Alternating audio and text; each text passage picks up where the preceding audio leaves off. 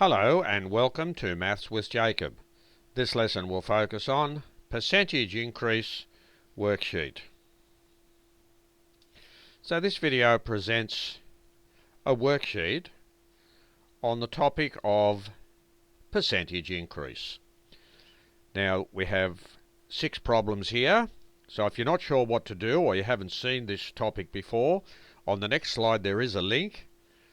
If you click on that link, it will take you to the lesson and it will show you how to do all of these examples. So let's see what's required here, what we're required to do.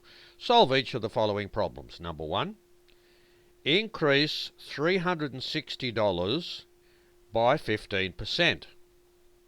So basically, just to give you an idea what to do, just for the first one only, the lesson tells us we have to do 2 things. Firstly, we have to find the percentage of the given amount. That's the first thing.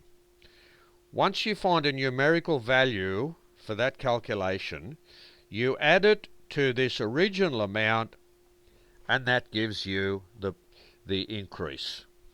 That gives you the actual final amount. Number 2, increase $480 by 20%. Number 3, increase $600 by 12.5%. Number 4, a worker's normal wage is $640 per week. If the percentage increase in the wage was 5%, what is the new wage? Number 5, the population of a school at the start of a particular year was 700 students.